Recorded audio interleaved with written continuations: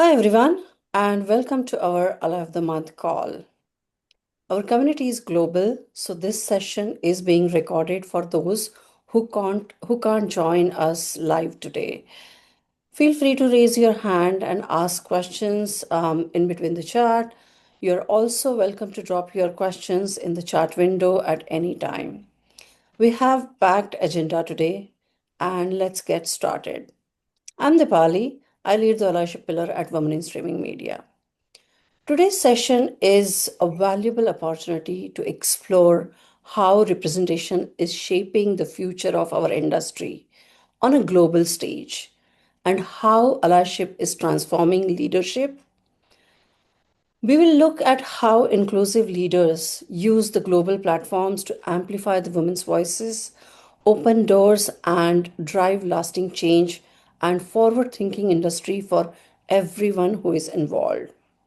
For those new to our network, we will begin with brief introduction to women in streaming media, our allyship pillar.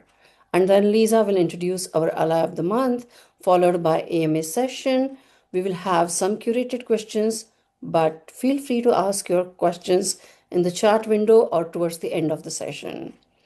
We will wrap up the call by sharing the details on upcoming events, if any, and ways to stay connected with us. So let's start with it. For our new members, Women in Streaming Media is a global networking organization, and our mission is to increase diversity, give more visibility to women leaders within the streaming media space. We host the events and forums, foster the connection and collaboration. Through our allyship and mentorship, we aim to increase the participation in the industry and support more women in leadership role.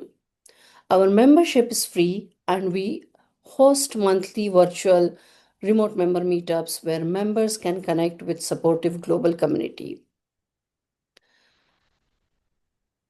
I'm parallelly actually, adding the more people who are joining. With our speaker engagement, team members also get the opportunity to speak at the industry events and collaborate to industry's growth within the streaming media space. Our membership is free, and we host the monthly events, whether it's at the industry events or virtually in the form of remote member meetup. Our mentorship program is grounded in the principles of educate, connect, and empower, and it's also part of our membership. We launched the Allyship pillar last year to build a network of advocates in the industry. We believe allyship is about consistent, intentional efforts. When leaders demonstrate allyship through their actions, it becomes a natural part of company culture. Our monthly Ally of the Month call is aimed to create the awareness, celebrate the individual leaders with their individual or interpersonal or structural contribution to promote inclusive culture. We celebrate and spotlight the remarkable leaders driving the progress in diversity, equity, and inclusion across our industry. And we are excited to see more leaders stepping up to lead by example. Today's call is especially meaningful how more than ever intentional and consistent allyship is essential. And now the wait is over. Lisa, over to you. Hi, everyone. I'm Lisa Craig, and I'm coming to you from Atlanta, Georgia. And today we have the pleasure of Mike Crimp joining us as the June Ally of the Month. Mike is the CEO of IBC. As the global destination for innovation, inspiration, and collaboration, IBC brings together the creative technology and business communities that are driving transformation across the industry. Under Mike's leadership, IBC continues to evolve, widening the scope of media entertainment marketing to engage emerging sectors and new technologies across artificial intelligence, cloud computing, ad tech, streaming, connectivity, and immersive technology. An advocate for diversity and inclusion and talent development, Mike works closely with partner associations and initiatives to champion positive change and inclusive work cultures across the industry. Personally, Mike was born and bred in Southeast London. He's a keen sportsman and a big Chelsea fan. That's football for our European folks and soccer for our US folks. He's got three children, two grandchildren who are also Chelsea fans, and he's got a pig named Donald that I would love to hear about because I always wanted a pig growing up. So I'm fascinated with that. Welcome, Mike. Thank Now you. he's going to share some insights and vision on shaping the future for global women in streaming media ahead of IBC 2025. So I'll turn it over to you, Mike. Okay, well, I haven't prepared any grand presentation. I think ever since the beginning of the pandemic, we've all had a bit of death by PowerPoint. So um, I'm just happy to answer any questions and build up a conversation from there. Okay. Um, all right. Well, we'll just I just first of all I want to thank you for being here to talk about a topic that continues to shape Yeah. how organizations grow, connect, and lead allyship. And I'd like to begin by exploring how this shows up in your own leadership journey. So with that, Yeah. these first few questions are focused on our personal perspective and how allyship has influenced your leadership style in IBC. Sure. So, question number one, and we do have these curated questions. How has your perspective on allyship evolved over time, and how is that reflected in your leadership at IBC? Well, first of all, thank you for inviting me, and I feel quite honored on behalf of IBC and um, to be here and be part of this. So from my point of view, I suppose I'm going to I won't make this long, but I'll start at the beginning. As you said in the intro, I was born in South London to a very working class and quite poor background. Um, South London in the 60s was very multicultural. Even in those days, very large portion was Afro-Caribbean. So I grew up with lots of friends and colleagues and rivals in sports teams from other schools from that kind of background. And many of my friends were their parents had come over from the West Indies at that point in time, and so they were experiencing quite a major change in their life. As I say, it was quite a poor background, so they were, bus drivers or working in the health service and that kind of thing. My dad was a printer, and he printed newspapers. So I guess I experienced alongside them in some situations what it's like to be in a minority in a very strange situation. But after a while, I guess we all came to get used to it. So I think I can understand a little bit about being in a minority because coming from that poor working class background, in some senses, myself and my family were in that situation. My father was in the Navy and he traveled the world a lot. Um, and he always said, take people as you find them and you won't go far wrong. And I've tried to do that in my life and in my business and all the places that I've traveled, and I've found it to be very fruitful. And been lucky enough to go and meet many people in many destinations and experience lots of cultures. So I think I come to it like that in my leadership style. And also, that was the beginning. Now I'm coming up 66 years old, and, I have children and grandchildren, and it's become very clear that people uh, receive and transmit information in different ways. So you kind of have to try and work out how you can influence them, and that's very different in lots of different situations. So I try and do that. I would say overwhelmingly there are some areas where and this is one of them, where there are so many passionate people. I just try and empower them or facilitate for them or occasionally kick a door down for them or whatever's required to try and let them get on with it. So I wouldn't necessarily say I'm leading from the front unless I need to, because there are so many passionate people pushing past me to get on with this within the organization. Mike, have there been any pivotal moments or lessons that have shaped how you view responsibility as an ally in your leadership position? Because you do have a very prominent position. Yeah, I think I've been in some situations where I've been asked to give people guidance where I perhaps didn't know enough about the situation. And so that's quite difficult, I think. Uh, I do rely on my children a lot. My youngest daughter is 22, so get quite a lot of advice from her on which direction that she'd like to see things going and the world going. So that's true. I think also I like to empower people and if they fail, it doesn't matter. But in many senses, in this area and to give another area, something like health and safety, you can't afford for it to fail. So you have to be really quite maybe sometimes a bit more cautious than you want to be in how you let people get on with things. Um, and I suppose the lesson in that I've learned or observed is if you get something slightly wrong, we kind of live in a world where um, views polarize a little bit, so we can get some a split and a division rather than some collaboration. So I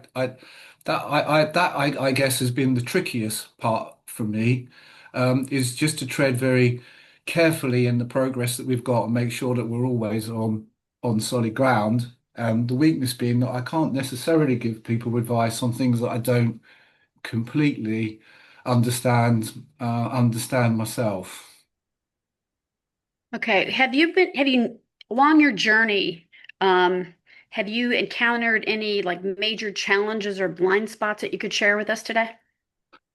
I think in our journey, we at IBC as an event, um, our organisation has been multicultural and um, predominantly female over the period of time for the last 10, 15 years when I've been involved. So that side of it looks after itself reasonably well as an organization. As we try and take that into the event, we occasionally have challenges. Sometimes they're behavioral ones, and they may be like behavior on the exhibition stands or things like dress code, just simple things which are challenges for us to try and influence and persuade um, and police.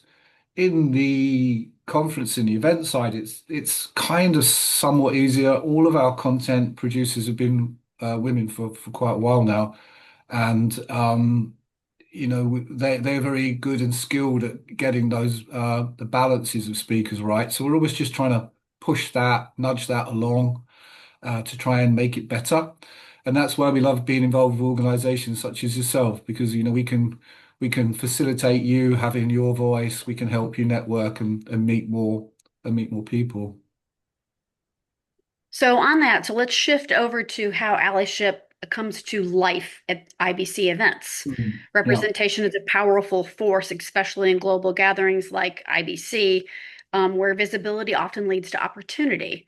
Mm. So, in what ways does IBC intentionally create space for women and underrepresented voices to be seen, heard, and celebrated at industry events?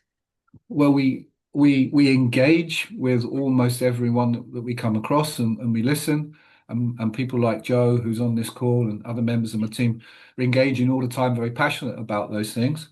We try and facilitate and convene and help them have a base and a voice through the power of IBC and its media networks, and help them grow from there. So, at the show, there are, facilities and sessions which we will happily um, give out to you guys to do some things. There's our talent program on the different stages that we have. There are awards that we give to celebrate success in these areas. We have a skills cafe for younger people. All of these things have come on in the last post-pandemic period where um, we have taken IBC and its content and created three pillars. Transformative tech is where we came from. Business models is where we went next. But the third one is people. Um, so we have consciously developed those three pillars quite successfully. Now I think the challenge is how you make all those things business as usual as part of a single session. So, you may have an AI session and a business models for session and a diversity session. We'd like to get to the point where they aren't separate things, that they're all embedded in each other. Best way we've found to do that is to listen and encourage people to and facilitate kind of cross-fertilization between the groups. So that's the way that we've gone about it, and we've had success in engaging with everybody, and some success in the cross-fertilization. And I can't remember the word you used, but you were sort of like really emphasizing the show itself and the visual part of it. But there has been an awful lot, and still is an awful lot of work behind the scenes to make sure that there is fairness in all of the processes and fairness in all of the behavior and all of those things that you don't see. And that's quite a big challenge for my team sometimes, to have to go onto a stand and challenge those things, or challenge behavior, or um, um, you know, uh, change the balance of a panel for a positive reason. That always disappoints someone who wants to be on it. What it all comes back to is what I said before, is like the team is so passionate about it, they don't feel the burden, or feel it as a burden. They feel it as something that's really quite inspiring. I'm always there to try and help them or give them that extra opportunity. Um, but to be honest, they're all very skilled, very passionate. They don't necessarily need me to lead from the front. Okay, thank you. Mike, can you speak a little bit about how that people pillar became a part of IBC's go forward vision? And did Allyship contribute to that? Was that a thought, and how that was Hmm. developed? Well, I think, as I say, we were talking to lots of different groups, but we also had people working within the organization in the content roles and the marketing and development roles, who were uh, embedded in that kind of culture, and many from mainly female and mainly from different ethnic backgrounds. And so they were voices, champions for it internally. And so it had kind of drove itself quite naturally. We didn't feel like we had to catch up or make a conscious decision to do it. As we facilitated what our strategy was going to be, people and purpose, which is the name of that pillar, just became really, really clear to us. So, okay, thank you for sharing that with us. So you talked about that program being embedded and trying to bring those three pillars together in all of your events, Hmm. which is fantastic. What does it look like behind the scenes with operations for this? So, while we see it on stage, but what happens sort of behind the scenes, and what thought process is put in there? Well, before the show, the program is mapped out in terms of the content and what the topic's going to be, and then there's a team of people, like any event, who are trying to influence and persuade people to be speakers and to be part of that. And so we're always working hard to make sure that we've got the right balance across there. And as I say, really behind the scenes, it's just making sure that people are safe and they feel comfortable in the big picture, and making sure we offer personal and individual help. Anyone who's at IBC would be able to step forward and offer help, which I'm not sure if it's the right word, but could be escalated to a different situation if it needed to be, if anybody required some positive help, or if they felt that they were being isolated or alienated, or they weren't comfortable. So we've worked hard on those things, and we do look at them and refine them all of the time. But it's perhaps more active behind the scenes at a big event like IBC than you might think. But it does work well. Thank you. Okay, so beyond the events themselves, IBC plays an influential role in broader Mm. media and streaming landscape. I'd love to hear more about how you collaborate with others to drive industry-wide change. Yeah, I think we see our initial role as a convener in these things. It seems that there are lots of different groups and an agenda, an industry-wide agenda is emerging. I mean, you'd be one of the groups that we would be dealing with. And we're hoping, as I said in an earlier answer, it will get to the point soon where we'll be able to help join things up and provide a bit more leadership in terms of communications, reinforcing all the positive images more, all the things that you would expect. At the moment, we're facilitating for individual groups, but hopefully the industry will and it's coming into focus now, coming into focus with its own identity that we can get behind. So we see ourselves as a facilitator, as a convener, as an introducer of different groups, ones that we want to positively work with and learn from and listen from and influence and persuade. And so I guess you could define that as a form of leadership, but it's not the leadership that we're actually looking for. We're actually looking to be part of a wider group of people who are driving in a certain in a direction. I'm not sure that the industry's quite got there yet, but it's certainly accelerated massively since the pandemic period. So, how does IBC collaborate with or amplify the work of organizations like Women in Streaming Media to drive meaningful change in the industry? Well, I mean, we welcome you to IBC and we hope that if we provide you the facilities for your meetings and your networking, and we'll try to give you some publicity in our media, and a lot of people looking at our IBC Daily and 365 and all the other media there. So we'll try and draw push attention towards you in order to do that. And if we're asked and honored by things like this conversation now, then we're very happy to to join in with that and do our best. We don't have a kind of a complete agenda on it, and it is quite fluid because we get different calls every year from different groups and different situations that want to kind of join the party. And that will probably even still change between now and the show. Okay. How does IBC measure its progress or success when it comes to allyship and inclusion efforts across the industry? Well, it's been reasonably qualitative so far. So we've facilitated things and we've had feedback. As I say, we've done the best we can where we're putting together speaker panels or and anything around that nature. We're just moving into a phase now where we are almost creating a kind of roadmap with some soft and hard targets in it as kind of incentives for us.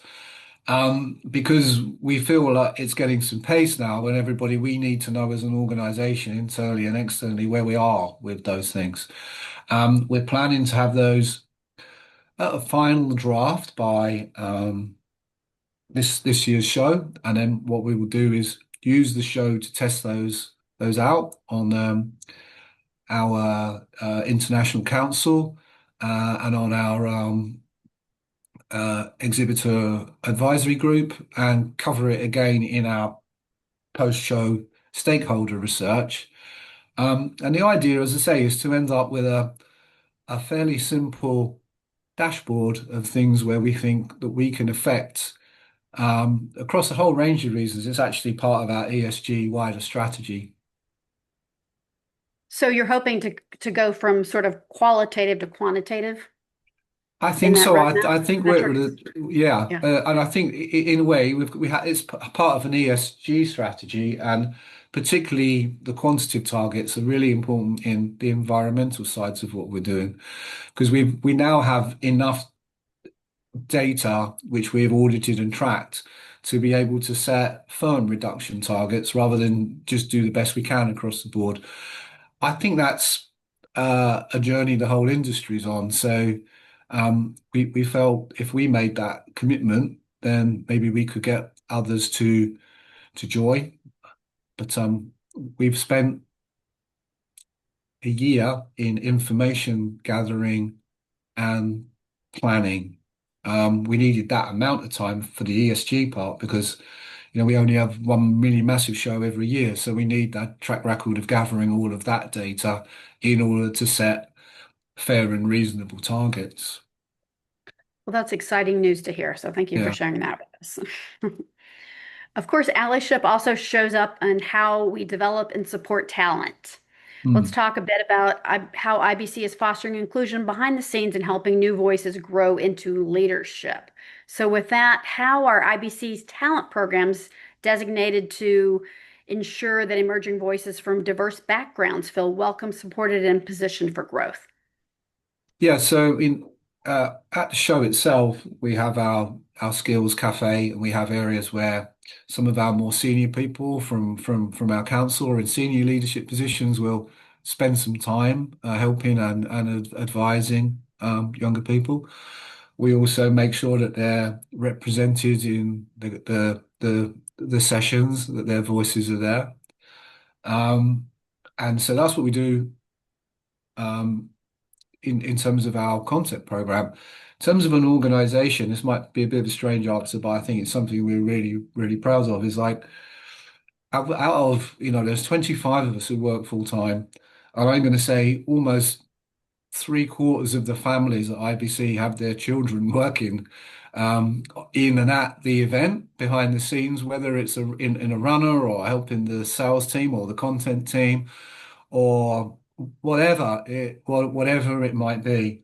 And I always spend one evening. Should I say this? I'm supposed to be busy doing other things, but I always make sure that I spend one evening with them. I'll go and find them wherever they are. Normally they're in a restaurant or a bar somewhere in central Amsterdam because you get the most valuable feedback I find from them because shouldn't not necessarily a good thing, but sometimes they're a little bit invisible. So, they're considered to be quite young and quite junior. And some of the advice and feedback you can get from them on what they see at the show is really quite revealing. It's almost like having mystery shoppers, but from a completely different generation with a completely different feedback. Okay, well, thank you. That sounds like it's truly a family affair. Obviously, Yeah, if you got it is. everybody joining in, that's exciting. Yeah, Um, it's exciting and also, as I say, it's quite rewarding because we're talking 22, 23-year-olds.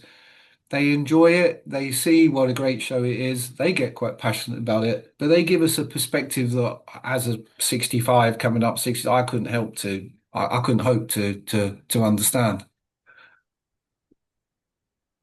okay, so all right. So to close, I'd like your perspective on how others, especially those in leadership, can take action. What advice do you have for allies who want to make a meaningful difference but might not know where to begin? Hmm. Well, I think that's probably where groups like you can help. I mean, I find myself as I said in an earlier answer, being honest, saying like sometimes I'm not sure. It may be difficult. Sometimes I may and not quite understand how something should be expressed or the language of it. So I I become not defensive about it. I'll ask, but I'm trying to work out how to do that. And I think there are quite a few leaders across the business who are like me. They're men of a certain age with grey hair. And when we talk about it, sometimes it's not that we don't want to do it. We're frightened of getting it wrong. So I think we could do more if people help to educate their leaders a little bit more. I've tried to do that within IBC. I've talked about the diversity. I've talked about the young people. I've talked about empowering my team to do it. I'm not sure I quite see that in all of the organizations that we come across at IBC. Many more of them are led by women now, and I think that's very helpful. To be honest, a person who thinks the world would be a better place if it was led by women. But and I'm not sure. So we see it a bit better there, but there are some organizations who would like to do more, but not quite sure how to do it. And the truth of the matter is, if you, from my generation, you think everybody wants to receive information the way I'd like to receive it, which is like, we'll make an ESG plan and we'll set targets and we'll push everybody through it and we'll all do it together. But some generations don't, they like to, you know, get DMs and have more gentle incremental adjustments and things. So I think there's some education which most CEOs would like to go to. You know, some of us might want to wear a disguise because we want to pretend we know a bit more. But I do think there is a bit of education that we could have that would help us do more because they generally want to help. I genuinely want to help, but I'm being honest and say sometimes I have a fear of tripping up or doing the wrong thing. So I think one reason that you let other people do stuff, but when they ask you for help and support, as I said right at the beginning, I think it's important to admit where you're out of your depth to give them help and support. They might be better asking the younger person, the youngest, most junior person in the company rather than the oldest. So I would say that's it. I would say and I think that's where organizations like you are doing a fantastic job. Um, and people in my position are always, I think, looking to learn of how we can do this stuff better. Okay, Mike, what can the women and women in streaming media Yeah. expect at IBC this year? Well, I mean, IBC is I'll assume that some people don't know. So it has 50,000 people. It has 2,000 exhibitors. It has a 4-day conference program. I think that they can expect to have to see all the latest technology that they would want to see in order to progress their careers. They would expect to see all of the thought leadership that they would want to see. I hope they would see and feel that it was an inclusive environment. And I also really, really hope that they would have a fun time and enjoy themselves there because lots of these things, and I'm sure your group has accelerated more quickly because of friendships. So I deliberately didn't differentiate between men and women in my answer there because hopefully, from my perspective anyway, we're trying to create a welcoming and level playing field for at IBC from whichever direction you're looking. Well, thank you, Mike. This has been a rich and thoughtful conversation. Your insights are a powerful reminder that allyship is both personal and systematic. We appreciate your leadership in helping shape a more inclusive media future. So with that, I'm going to turn it over and let our viewers ask some questions. Anybody's got questions? If you can throw those in the chat, or we can, Yes. if you want to just kind of speak up. Yeah. Yeah, Anuja, please go ahead. So I think I've been to several IBCs, right, over the years. Yeah. And my question is, why does it always have to be on a weekend? Because that really impacts, like family life, and it disproportionately impacts women overall, who are always the sort of chief caregivers, no matter what. Hmm. Well, the answer really is it was traditionally over the weekend and started on a Friday and ended on a Tuesday, and we reduced it to a 4-day show. So the art we do stakeholder research every year, and we do a deeper dive into the dates every 3 or 4 years. And we did one, I think it was last year. Forgive me, it might have been the year before. I can't remember, but the answer came back that the majority of people still wanted it to be over the weekend. Because maybe the majority of people are men. Could be. Yeah, it could be. But at the end of the day, it's a quantitative survey with some focus groups against it. The argument or the premise that it disproportionately affects women wasn't one that came up at the time, but it's an interesting one which we can certainly explore further. At the end of the day, IBC as a business was told by its customers, both buying and selling, that the Friday through Monday was the preferred dates. I'm happy to say that surprised me, but that was the answer. Surprised, because a lot of the women I speak to at IBC get really frustrated by having to give up their weekends, Mhm.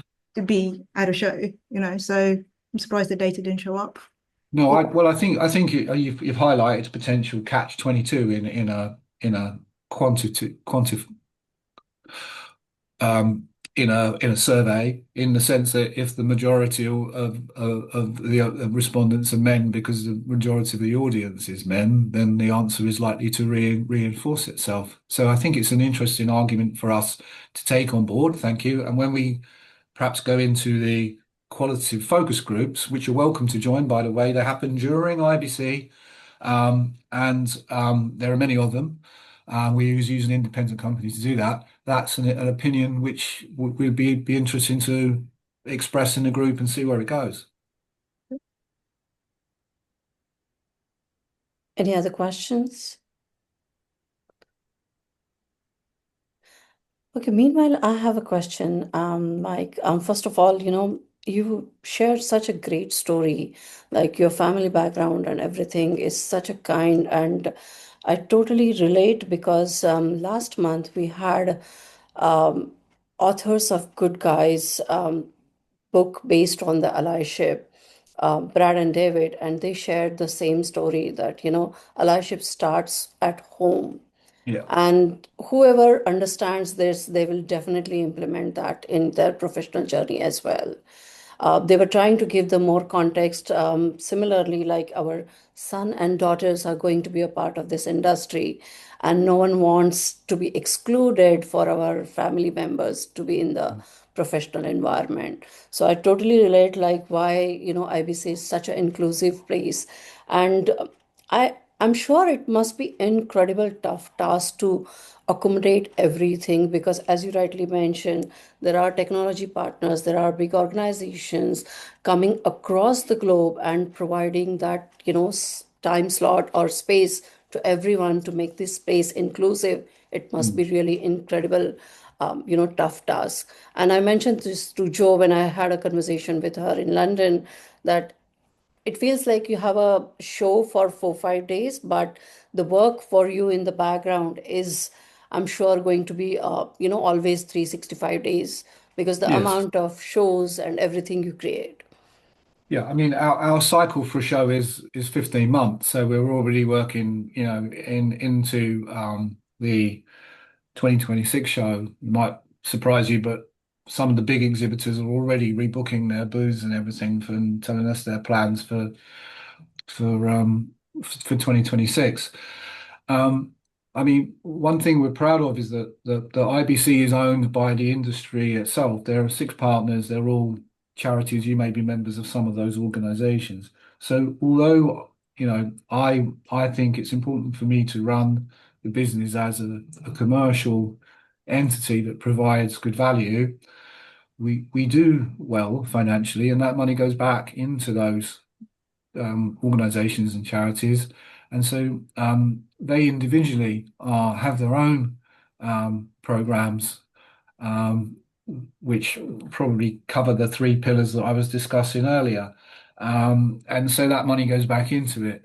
So, I mean, as the CEO, my overriding concern is the well-being of all of our stakeholders. But I also have a commercial responsibility.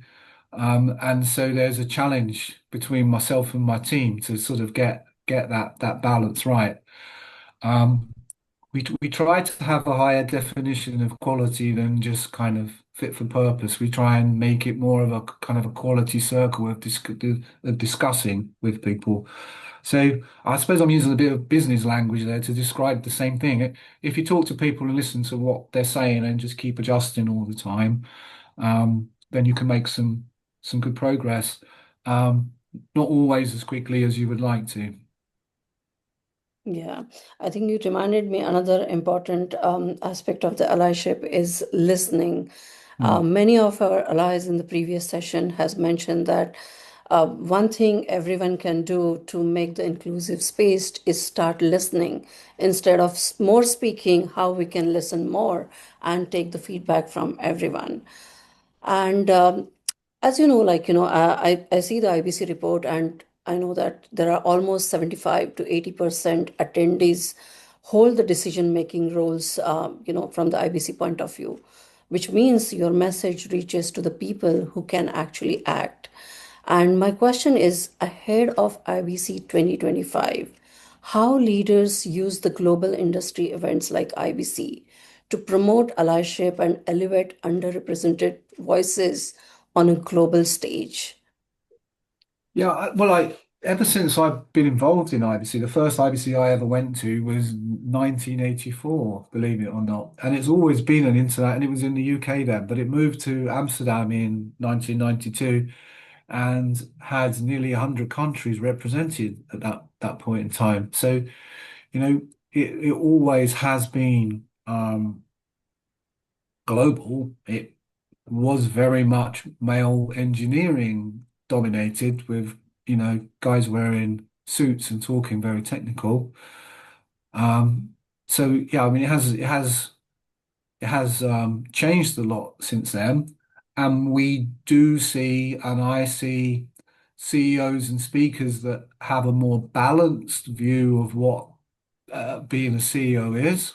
I mean, it's as I said earlier, the well-being of all of your stakeholders is the most important thing. It comes above financial, it comes above everything. And IBC well-being, including health and safety, and making people feel safe and inclusive, is an absolute crucial part of it. And I find that there's more and more awareness in senior leadership of the importance of that. But as I said in an earlier answer, I think some of us would like to listen and get a bit more help about how to get that right. Yeah. And more from a learning point of view, you have such a great experience and such a great leadership style. Have you ever witnessed the unconscious bias at workplace? And we would love to know, how did you approach it? What did you learn from your experience? And any message for the youngsters, how to deal with it? Yeah, I have experienced it, and it did get quite difficult. It got quite heavy. So what I did was I tried to think who was respected by both parties independently, and it was a lady who was very senior in this industry, and so I was able to ask her if she would facilitate an outcome because that mutual respect that happened between those parties was a fantastic way of de-escalating it and then finding out what some of those um, outcomes are. But I've not seen that bias in a systemic way in our operations. I haven't seen it, and I've not really seen it at the show in a systemic way. I wouldn't be surprised if people said, "Oh no, it's there and it's different," but it's not something that I've had to get directly involved in on an organizational level. When I've got involved in that kind of thing, it's as my r- role of looking after the well-being of the organization again. There is such an incredible, humble answer. Anyone has any questions?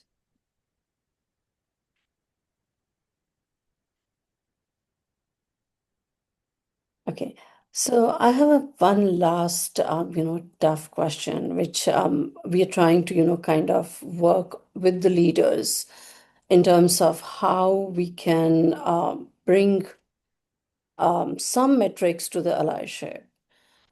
In terms of like allyship, it means different to the different person to person or organization to organization.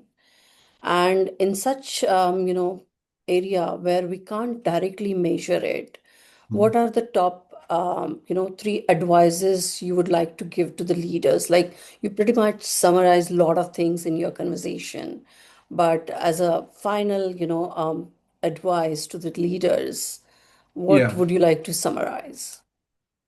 I think as a leader, as I say, my style is always been to try and empower people where I can, but they need my help and support. And as I said earlier, I have some areas of knowledge and missing. So what I would value from an organization such as yourself is some mentorship, to have a one-to-one direct relationship with a member of your organization who could help me understand things that I would know well enough to sort of say, have I got this right, or how could I get this better?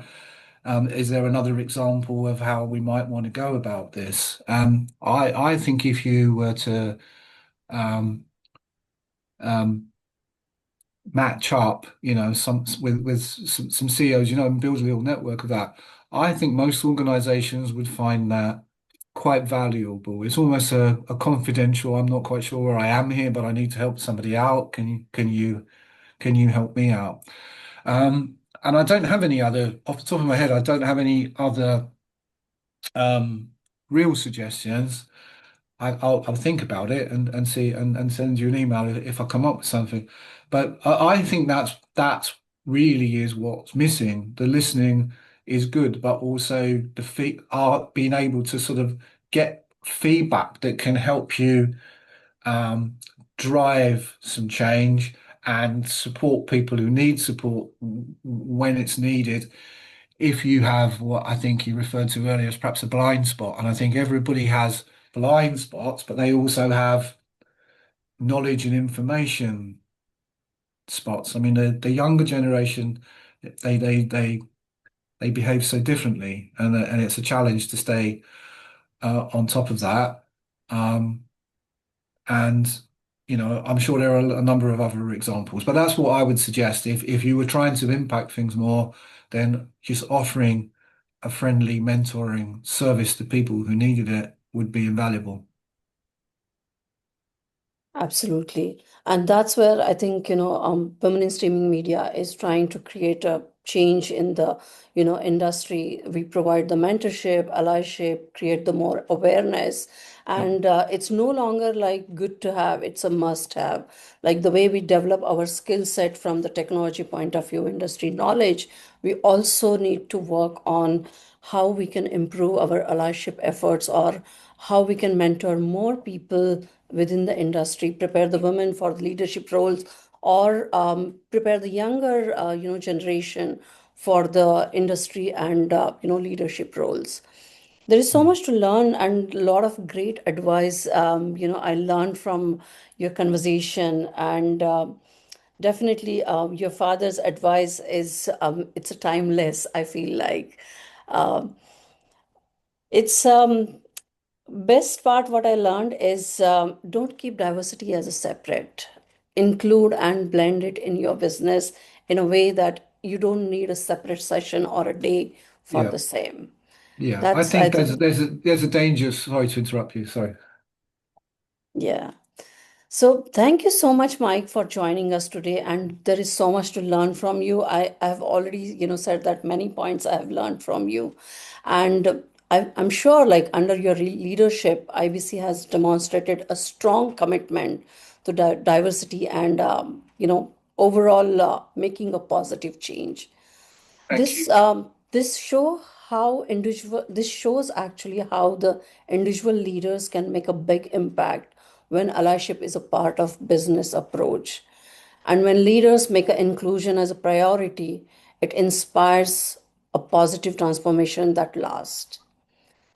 Big thank you to Lisa and thank you, Joe, James, for working constantly to make sure that this industry is inclusive for everyone.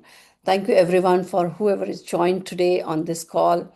For more conversations and collaborations, you can connect with Mike on LinkedIn. You can connect with Jo also. She's incredible in terms of responses and including everyone in the industry. You can also reach out to us anytime on allyship at womeninstreamingmedia.org. Your feedback is super critical and important to us. We are listening, so please share what you enjoyed. Any suggestions or improvement via email. Do follow us on our LinkedIn page and visit our website to stay updated on upcoming events and ways to get involved with Women in Streaming Media Network. We always welcome more support and new members. And with this note, we will come again next month with an awesome Ally of the Month.